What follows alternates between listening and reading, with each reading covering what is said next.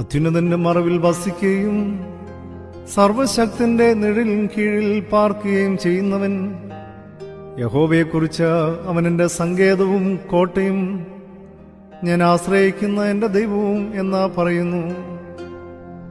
അവൻ നിന്നെ വേട്ടക്കാരന്റെ കണിയിൽ നിന്നും നാശകരമായ മഹാമാരിയിൽ നിന്നും വിടുവിക്കും.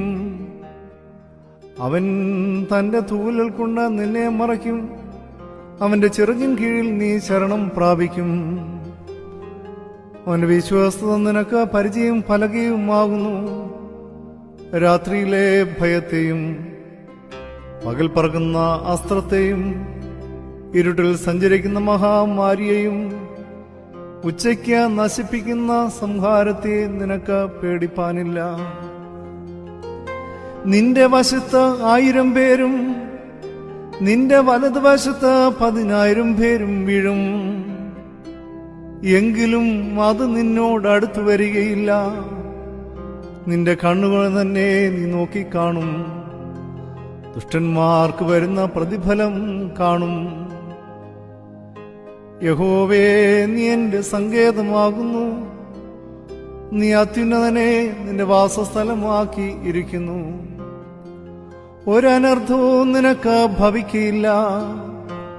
ഒരു ബാധയും നിന്റെ കൂടാരത്തിന് അടുക്കയില്ല. നിന്റെ എല്ലാ വഴികളിലും നിന്നെ കാക്കേണ്ടതിന് അവൻ നിന്നെക്കുറിച്ച് തന്റെ ദൂതന്മാരോട് കൽപ്പിക്കും. നിന്റെ കാൽ കല്ലിൽ തട്ടിപ്പോകാതിരിക്കേണ്ടതിന് അവർ നിന്നെ കൈകളിൽ വഹിച്ചുകൊള്ളും. സിംഹത്തിന്മേലും അണനിമേലും നീ ചവിട്ടും. ബാലസിംഹത്തെയും പെരുമ്പാമ്പിനെയും നീ മെതിച്ചു കളയും. അവൻ എന്നോട് പറ്റിയിരിക്കിയാൽ ഞാൻ അവനെ വിടുവിക്കും. അവൻ എന്റെ നാമത്തെ അറിയിയാൽ ഞാൻ അവനെ ഉയർത്തും.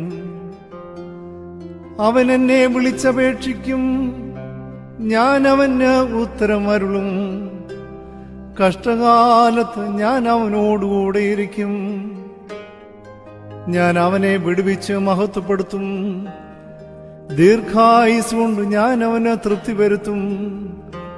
എന്റെ രക്ഷയെ അവന് കാണിച്ചു കൊടുക്കും.